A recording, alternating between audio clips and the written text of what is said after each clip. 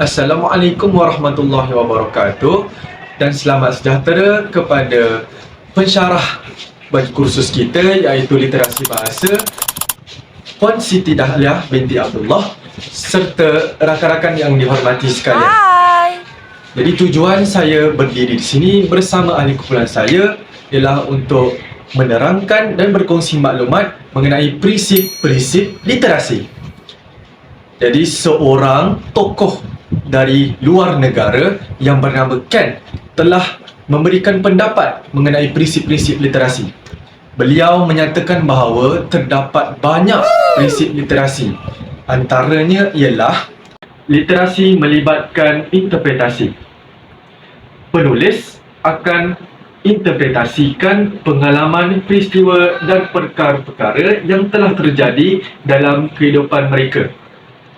Pembaca pula akan menginterpretasikan hasil penulisan yang telah ditulis oleh penulis tersebut dengan menggunakan kaedah serta cara mereka tersendiri agar mereka lebih memahami penulisan tersebut.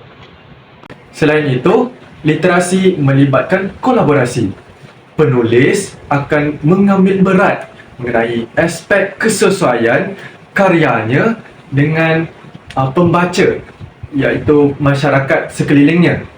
Pembaca pula akan memberi nasihat serta cadangan kepada penulis agar penulis tersebut dapat menambah baik hasil penulisannya dan tulisan tersebut akan menjadi tulisan yang berkualiti serta mudah untuk difahami dan sesuai untuk khalayak umum.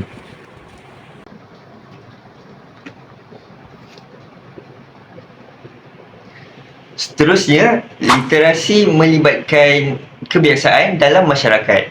Dalam sesebuah masyarakat, kita sudah tentu akan berkomunikasi antara satu sama lain. Jadi dengan ini, apabila kita berkomunikasi, kita akan meningkatkan literasi bahasa dalam penguasaan diri kita sendiri. Apabila kita sudah menguasainya, kita boleh pindahkan dalam bentuk penulisan dan lain-lain. Seterusnya kita pergi kepada literasi yang melibatkan pengetahuan budaya. Kita tahu bahawa sesuatu tempat mempunyai budaya, adat resam maupun tradisi yang tersendiri. Jadi, keupayaan membaca dan menulis amat penting untuk pengekalan pelbagai bentuk budaya menerusi penamaan ataupun istilah-istilah yang berbeza mengikut budaya masing-masing.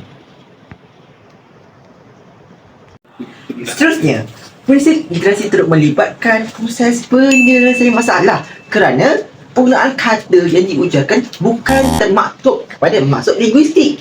Berpada kamus wajib, tetapi dia turut bergantung kepada konteks persekitaran yang memerlukan pengujar untuk berfikir cara untuk menyesuaikan makna linguistik yang ingin digunakan untuk sesebuah perkataan itu dengan konteks persekitaran yang dia alami untuk menjamin kelancaran komunikasinya dengan berkesan.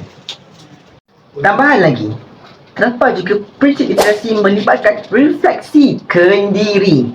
Hal ini berlaku apabila seorang pengujar, apabila dia mengemukakan sebuah ayat ataupun menggunakan perkataan-perkataan yang dia katakan, dia akan refleksi dulu dalam dirinya. Mengapakah dia mengatakan sedemikian? Apakah sebab musabab di sebalik pemilihan kata itu? Dan apakah impaknya terhadap perbualannya yang akan mempengaruhi masyarakat sekitarnya?